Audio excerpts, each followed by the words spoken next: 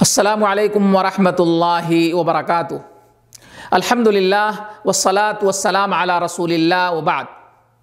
پریہ دینی بھائیوں اور متروں، اللہ تعالیٰ کا لاکھ لاکھ احسان اور اس کی کرپا ہے کہ اس نے ہمیں اور آپ کو اچھائیوں اور بھلائیوں کے موسم عطا کیے تاکہ ہم اس میں ادھک سے ادھک نیکیاں جمع کر سکیں۔ انہی نیکیوں کے مواسم میں سے ذی الحجہ کے شروع کے 10 دن ہیں۔ پوتر قرآن اور حدیث میں انیک استھانوں پر اس کی فضیلت اور پرتشٹھا آئی ہے۔ پوتر قرآن میں اللہ تعالیٰ کا کتھن ہے والفجر ولیال عشر، قسم ہے فجر کی اور 10 راتوں کی۔ علامہ ابن کثیر رحمہ اللہ فرماتے ہیں کہ 10 راتوں سے مراد ذی الحجہ کی 10 راتیں ہیں۔ ایک اور جگہ اللہ فرماتا ہے وَيَذْكُرُ اسْمَ اللَّهِ فِي أَيَّامٍ مَعْلُومَاتٍ، لوگوں کو چاہیے کہ وہ جانے پہچانے ایام میں اللہ کا ذکر کریں۔ ابن عباس رضی اللہ تعالیٰ عنہما سے مروی ہے، وہ کہتے ہیں کہ ایام معلومات سے مراد ذی الحجہ کے 10 دن ہیں۔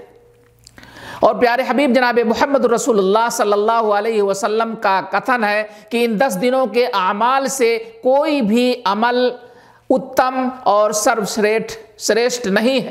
صحابہ کرام نے کہا اے اللہ کے نبی، جہاد فی سبیل اللہ بھی نہیں؟ آپ صلی اللہ علیہ وسلم نے فرمایا کہ جہاد فی سبیل اللہ بھی نہیں مگر یہ کہ کوئی شخص اپنی جان اور مال کے ساتھ اللہ کے راستے میں نکلا اور واپس نہیں لوٹا، ارتھات وہ شہید ہو گیا۔ اب پرشن یہ اٹھتا ہے کہ ان 10 دنوں میں ہمیں کیا کرنا چاہیے؟ ہمیں کثرت سے تکبیر کہنی چاہیے، اللہ اکبر، لا الہ الا اللہ، الحمدللہ اور دیگر اذکار کا ورد کرنا چاہیے۔ اسی طریقے سے ہمیں کثرت سے صدقہ دینا چاہیے، قربانی کرنی چاہیے۔ ان 10 دنوں کے اعمال میں سے حج اور عمرہ کرنا بھی ہے۔ پیارے حبیب جناب محمد رسول اللہ صلی اللہ علیہ وسلم نے فرمایا العمرۃ الی العمرۃ کفارۃ لما بینہما والحج المبرور لیس لہ جزاء الا الجنہ، کہ ایک عمرہ سے لے کر کے دوسرا عمرہ بیچ کے گناہوں کا کفارہ ہے اور حج مبرور کا بدلہ جنت کے سوا کچھ نہیں۔ من حج فلم یرفث ولم یفسق رجع کیوم ولدتہ امہ، جس نے حج کیا اور دوران حج فسق و فجور نہیں کیا، گناہ اور معصیت کے کار نہیں کیے، تو وہ ایسے لوٹتا ہے جیسے اپنی ماں کے پیٹ سے پیدا ہوا ہو۔ ان 10 دنوں میں ہمیں ادھک سے ادھک ورت رکھنا چاہیے، ارتھات روزے رکھنا چاہیے۔ خاص طور سے وشیش کر ہمیں اور آپ کو چاہیے کہ عرفہ کا روزہ رکھیں۔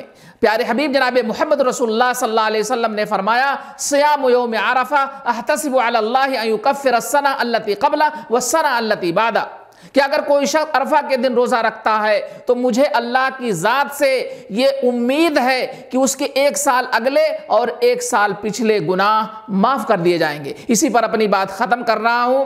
پرارتھنا ہے کہ اللہ تعالی ہمیں نیک کار کرنے کی توفیق پردان کرے، آمین۔ والسلام علیکم ورحمۃ اللہ وبرکاتہ۔